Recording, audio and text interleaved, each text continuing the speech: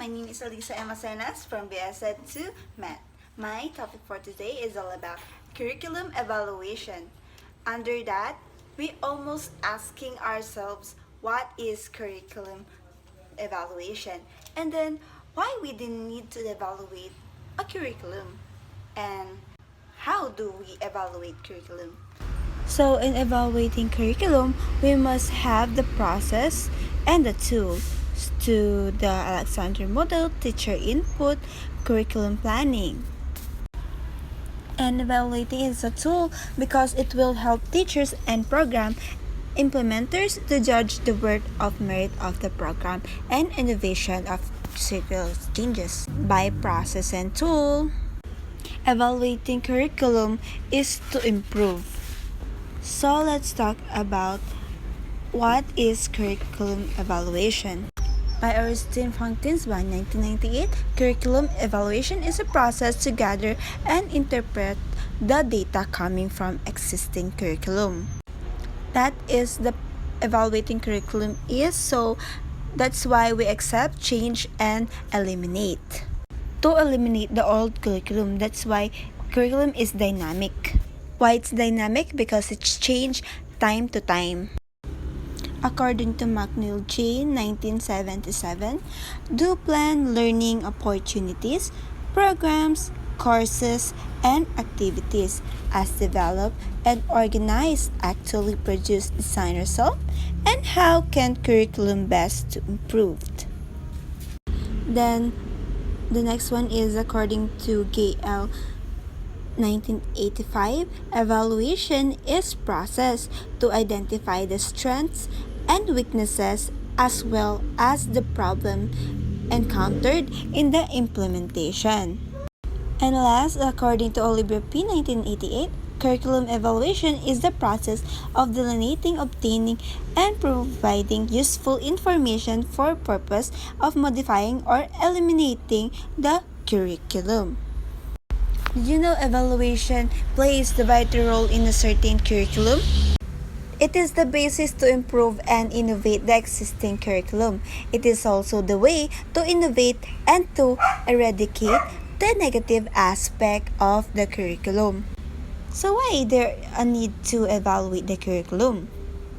They a need to evaluate the curriculum to record process percentage by spoke evaluation and all of them, and with planning, designing, implementing are less useful. So here are some specific reasons for evaluating curriculum. The first one is need to assessment. It defines the strengths and weaknesses of existing curriculum. Related monitoring, it will tell if the design or implemented curriculum can use or producing the desired result. So, terminal assessments, curriculum evaluation will guide whatever the result have evaluated or exceed the standard, thus can be labeled as success. So let's proceed to decision making. It provides information necessary for teachers, school managers, curriculum specialists for policy recommendation that will enhance and achieve learning outcomes. So let's proceed to the summary. So really important because what I have mentioned earlier, the body design and implementing or unless the process of revelation into the most important process of careful evaluation, books needs assessment, monitoring, terminal assessment, and decision making. As we mentioned, what is curriculum is in our previous lesson. So let's proceed to the lesson 1. In lesson 1, we are asking what is curriculum evaluation is and why do we need to evaluate a curriculum, and how do we evaluate curriculum. In curriculum evaluation is a component of curriculum development that responds to the public accountabilities.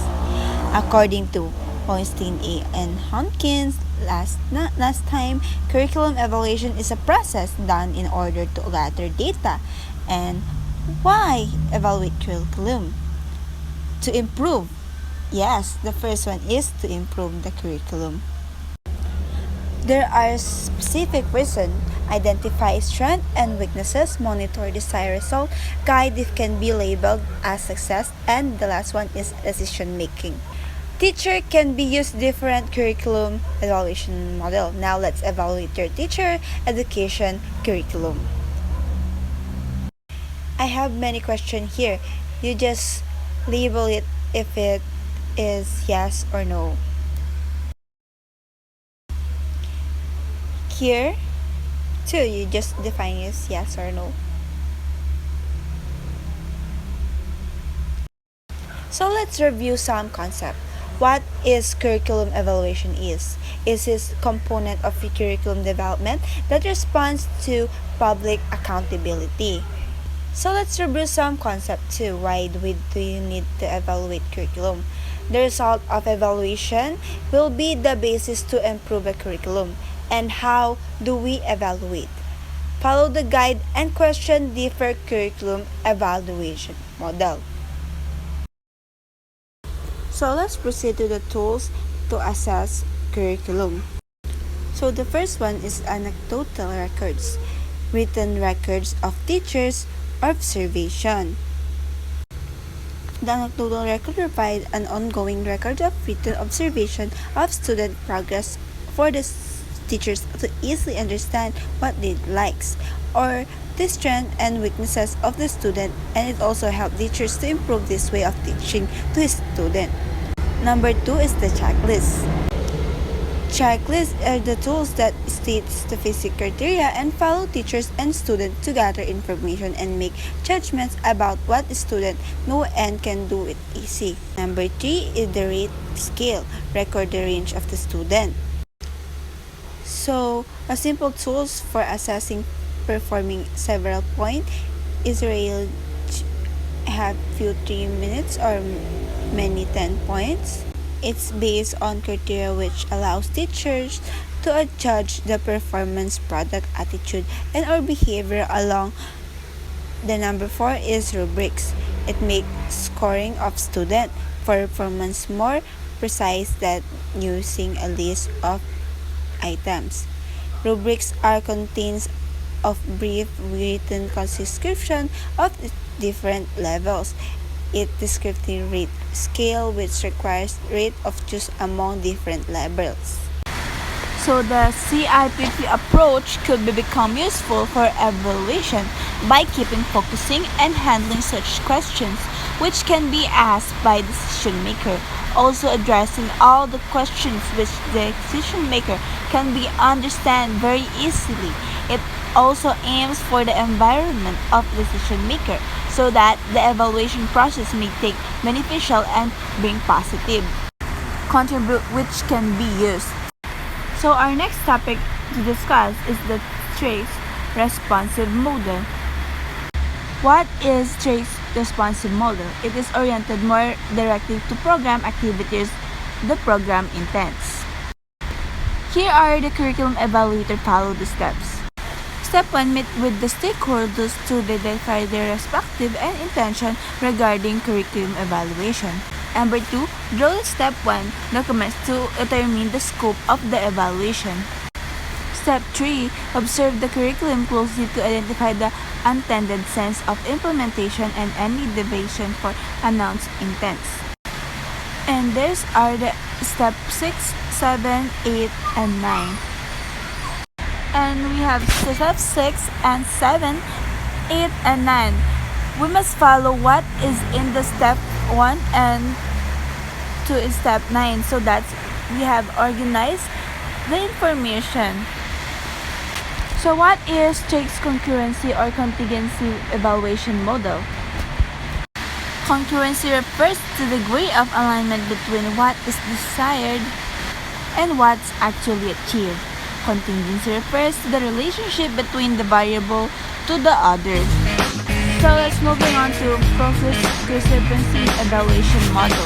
This model for curriculum was developed by Malcolm Forbes on 1971.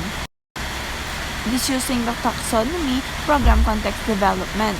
is determining program standards.